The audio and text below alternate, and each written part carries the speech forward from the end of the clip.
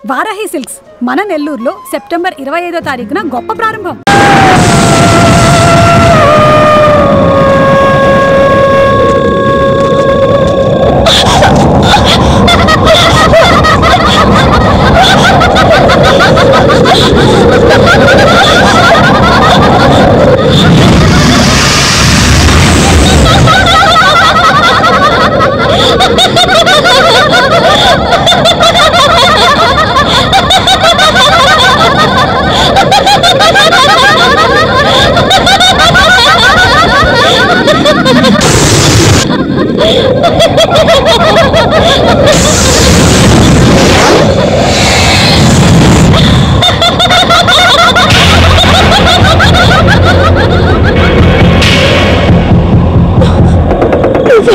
నాకు 3 ముళ్ళు వేయాల్సిన వాడితో నువ్వు 7 అడుగులు నడిచావు.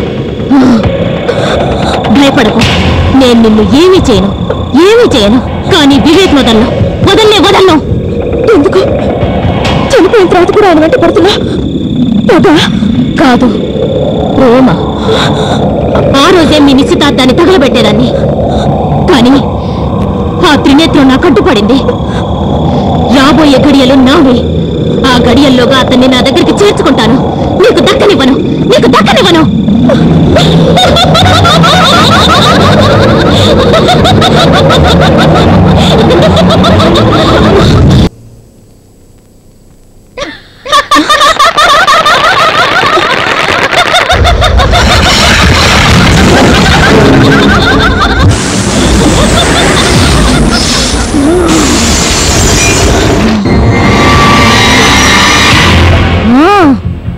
పాత పెళ్లి కూతురికి కొత్తగా శోభనం.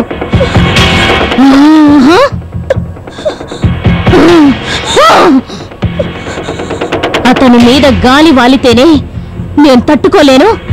అలాంటిది అతని పడగదిలోకి నువ్వు భరించలేను. అయినా ఇది నాకు మంచి అవకాశం. శరీరం లేకుండా పోయిన నేను అతనితో శారీరక సౌఖ్యం అనుభవించలేను. అతన్ని అనుభవించడానికి నీ శరీరం నాకు కావాలి.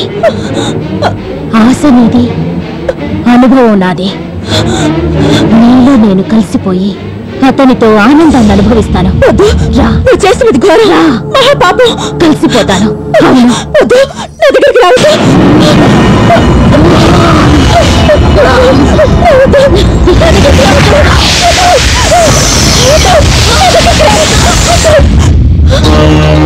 ఏటమ్మా వద్దు వద్దంటున్నావు? ఏం లేదు. కంగారు పడుతున్నావేంటి తల్లి? మీరే ప్రచారం. అమ్మ తల్లి అయ్యవారిని నిద్ర లేపి తెల్లారేలోపు ఈ రచ్చని కట్టమని చెప్పింది. ఎలా నిద్రపోనిస్తాన్రా? అవతల నా బిడ్డ చుట్టూ పీడ శక్తులు చేరి వికృతంగా నిప్పులు చెరుగుతూ ఉంటే అని అమ్మవారు నన్ను నిద్రపోనివ్వడం లేదు. అల్లల్లా. అవునవునంకాలమ్మ తల్లి, అమ్మవారు నీ రూపంలో నా కల్లోకి వచ్చింది. అమ్మాయి గురించి ఇలాగే చెప్పి నన్ను కూడా నిద్రపోనివ్వట్లేదు. అందుకే అమ్మ శక్తిపీఠం నుంచి ఈ రక్ష తీసుకొచ్చాను. ఈ రోజే తీసుకెళ్లి బిడ్డ కట్టండి. పాపగ్రహం కర్కాటకంలోకి వచ్చేలోగా కట్టాలి. అందుకొచ్చాం. అవునమ్మా, ఇది చాలా జాగ్రత్త. ఈ రక్ష వెంటనే ఆయన కట్టాలి. ఏమిటమ్మా రక్ష అంటున్నావు? ఈ రక్షణ వెంటనే ఆయన కట్టాలి బాబాయ్, లేకపోతే ప్రమాదం. వద్దమ్మా, ఏంటో ఈ రక్ష కట్టినప్పటి నుండి నీ చుట్టూ ఉన్న పరిస్థితులు బాగలేదు, నా మనసు బాగలేదు. దీనికి ఏదో దోషం సోకిందని నా అనుమానం. అమ్మవారి రక్ష కూడా దోషం ఉంటుందా? ఉంటుందమ్మా. ఇలాంటి మహాశక్తి చుట్టూ ఎన్నో వికృత శక్తులు తిరుగుతుంటాయి. ఏ దుష్టశక్తి దోషం తగిలింది? నాకన్నీ అరిష్టాలే కనపడుతున్నాయి. మనం వెంటనే ఊరెళ్ళి అమ్మవారి సమక్షంలో ఈ రక్ష తీసి ఆమె పాదాల దగ్గర పెడదాం. ఏ దోషం ఉన్నా ఆవిడే నివారిస్తుంది. ఆ రక్ష తీసి అమ్మవారికి సమర్పించి వచ్చేసి వెళ్ళమ్మా.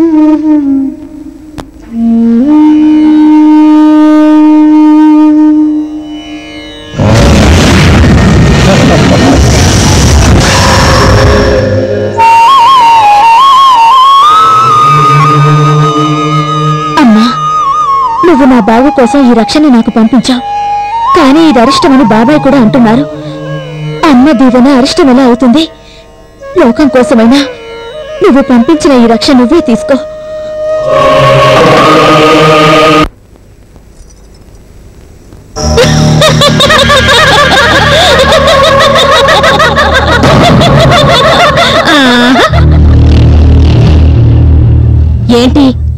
ఏంటి అలా చూస్తున్నావు? ఆ రక్ష ఉండడం వల్లే నీలో నేను ప్రవేశించలేకపోయాను.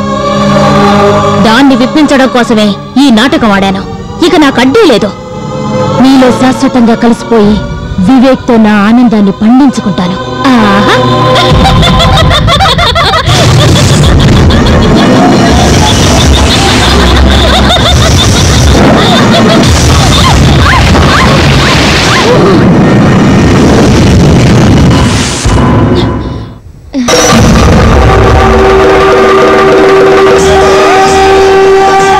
ఏమిటి అలా చూస్తున్నావు? నీ నాటకాలు నా దగ్గర కాదు. నా బిడ్డకు అన్యాయం జరుగుతుంటే చూస్తూ ఊరుకుంటాననుకున్నావా? మరి నా బతుకు అన్యాయం అవుతుంటే చూస్తూ ఊరుకున్నావుగా? అన్యాయం కాదు, నీ ఆయువు తీరింది. కానీ నా ప్రేమకు ఆయువు తీరలేదు.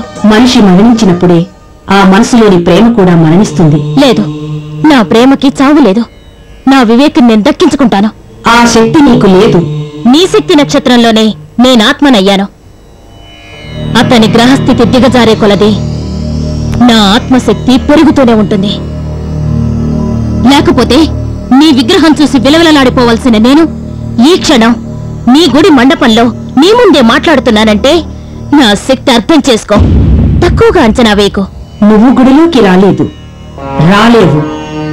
నేనే రానిచ్చాను. నీ తప్పు నువ్వు తెలుసుకుని సరిదిద్దుకోవడానికే నిన్నిక్కడికి రానిచ్చాను. ఆహా! మరణించిన వారికి జీవించి ఉన్న వారితో బంధాలు ఉండకూడదు. అతన్ని విడిచిపెట్టు. మరో జన్మలోనైనా మంచి జరగాలని ప్రశాంతంగా పరమేశ్వరుని ప్రార్థించు. నీ ప్రేతాత్మ ప్రేమ కోసం సృష్టి ధర్మాన్ని విరుద్ధం చెయ్యకు. ఆహా! మరి మీ ప్రేమ కోసం మీరు ఎన్ని విరుద్ధాలైనా చెయ్యొచ్చా? శివుని మనసులో రెచ్చగొట్టి నీ శృంగారాన్ని పండించుకోవడానికి మన్మధుణ్ణి బూడిద చేసి ఆకారం లేని వాణ్ణి చెయ్యలేదా?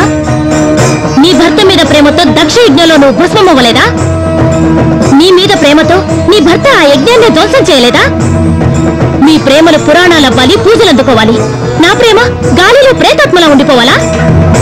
1000 చేతులతో నువ్వు అడ్డుకున్నా సరే నేనే గెలుస్తాను. వాళ్ళిద్దరిని కలవనివ్వను. వివేక్ ఆత్మని చేసి నాతో తీసుకుపోతాను. వివేక్ని బతకనివ్వను. తీసుకుపోతాను.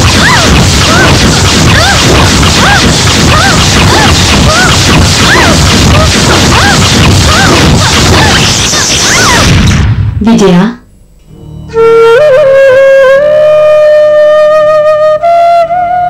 ఇది నీ మంచి కోసం కట్టిన రక్ష.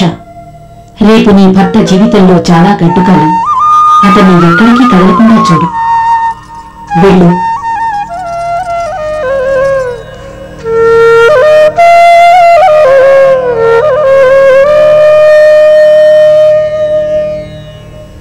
విజయ, మీరు ఇక్కడ?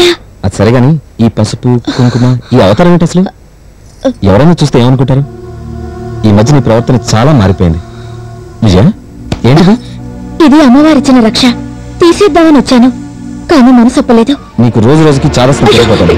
నేను ఇలా వదిలేస్తే ఊళ్ళోని కాళ్ళని కట్టుకున్నా. అసలు వీటి వల్లే నువ్వు ఇలా తయారయ్యావు. నాతో ఒక్క మాటనే చెప్పకుండా నువ్వు ఒక్కదాని ఎందుకు వచ్చావు? ఒక్కదాన్నే రాలేదండి, బాబాయ్ తీసుకొస్తే వచ్చాను. బాబాయ్? నేను వెతుక్కుంటూ మేము ముగ్గురం కలిసే వచ్చాం. అవునమ్మా, నీకోసం నేను చాలా కంగారు పడ్డాం. ఏంటోనండి, నాకంతా అయోమయంగా ఉంది. ఏమండి, ఈ ద్వాదశి వెళ్లే వరకు మనం ఇక్కడే ఉందామండి. అమ్మ దగ్గర ఉంటే నా మనసు కాస్త కుదుట పడుతుంది. సరే. ఏమండి, ఏంటి? మిమ్మల్ని ఒకటి అడుగుతాను, కోపం రాదుగా? నాకెందుకు కోపం? అరవరు కదా? నేను అరిచేవాళ్ళ కనబడుతున్నానా? అరుణ్ ఎవరండి? ఇప్పుడు దాని కూడా ఎందుకు? దాని గురించి నన్ను ఎందుకు అడుగుతున్నావు? చెప్పానుగా మీకు కోపం వస్తుందని. నాకు తెలుసు నువ్వెందుకు అడిగావు. ఇది వరకే చెప్పాను, దానికి నాకు ఏ సంబంధం లేదు. చచ్చా, దాని గురించి కాదండి. అరుణ్ మీకు తెలుసు కదా? తెలిస్తే నేను తెలుసుకుందామని అడిగాను. చెప్పండి, అరుణ్ ఎవరు?